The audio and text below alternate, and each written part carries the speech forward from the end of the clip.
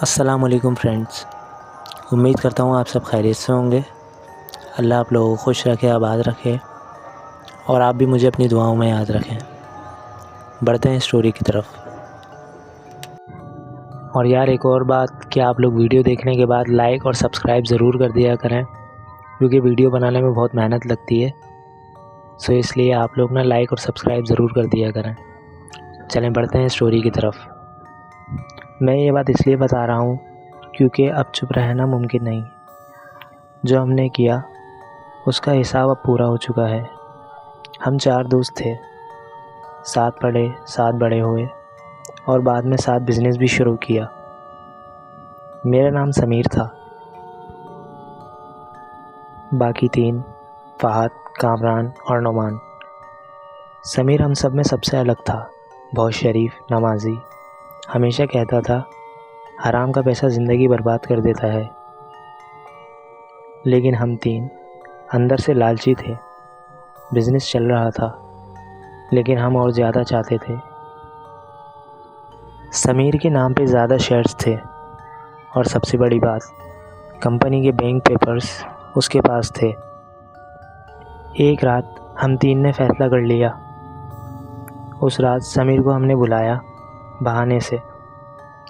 बहाना बनाया कि एक नई डील डिस्कस करनी है, शहर से बाहर एक पुरानी फैक्ट्री में। समीर आया, बिल्कुल बेखबर, चेहरे पे वही सादगी। उसने कहा, और दोस्तों कैसे हो? हमने पहले बातचीत की, फिर अचानक कामरान ने दरवाज़ा बंद कर दिया। समीर ने हैरानी से पूछा, जी क्या कर रहे हो? फ़हद ने कहा, बस साइन चाहिए, फिर सब कुछ ठीक। समीर समझ गया। उसने पेपर्स फेंक दिए और बोला, पैसे के लिए दोस्ती का कत्ल करोगे? लेकिन हम अंधे हो चुके थे। हमने मिलकर अपने ही दोस्त का कत्ल कर दिया। और जैसे ही कत्ल किया, वहाँ तेज़ हवा चलने लगी और समीर की सांस टूट रही थी और उसकी आंखें हम तीनों को देख रही थी। फिर उसने वो जुमला बोला जो आज भी मेरे कानों में गूंजता है, मैं वापस आऊँगा और तुम तीनों में से कोई भी जिंदा नहीं बचेगा। और फिर उसकी आंखें खुली की खुली रह गईं। हमने लाश छुपा दी। बिज़नेस हमारा हो गया। पैसा, शोहरत, सब कुछ, लेकिन सुकून कभी नहीं आया। फ़हद के साथ कुछ अजीब होना शुरू हुआ। समीर की रूह पहली रात ही उसके कमरे में आ गई। पहले उसने फ़हद की सांस रोकना शुरू की। फ़हद को लगा कि शायद उसका दिल घबरा रहा है। फिर समीर ने उसके पैरों और हाथों पर वज़न डाला, जैसे वो उसे ज़मीन पर दबा रहा हो। फ़हद के चेहरे पर डर और हैरानी की लकीरें आ रही थी। और फिर अचानक उसके पंखे से एक रस्सी गिरी जो सीधा उसके गले में जाकर लिपट गई।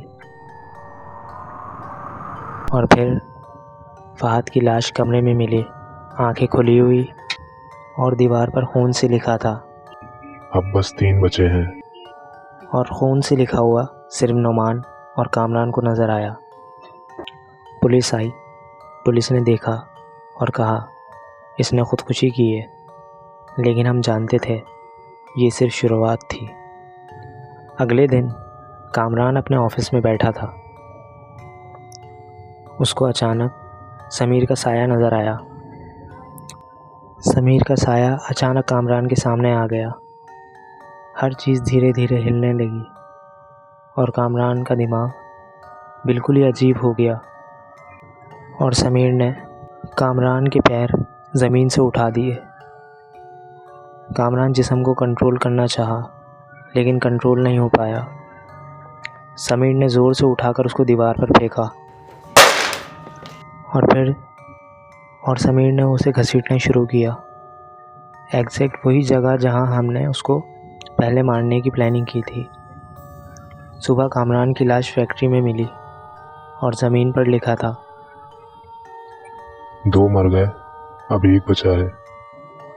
उसके बाद उसका चेहरा बिल्कुल समीर के मरते वक्त वाला खौफ और हैरानी से भरा हुआ था। अगले दिन नुमान अपने कमरे में बैठा हुआ था। अचानक समीर का साया उसे नज़र आया। उसने सोचा शायद उसका वहम है, वो कुछ ज़्यादा ही सोच रहा है इस बारे में। नुमान को ऐसा लगता जिस्म उसका है पर अंदर से कोई और हरकत कर रहा है।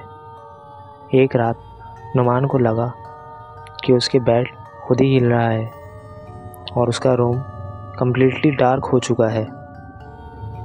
समीर का साया अचानक नुमान के सामने आ गया।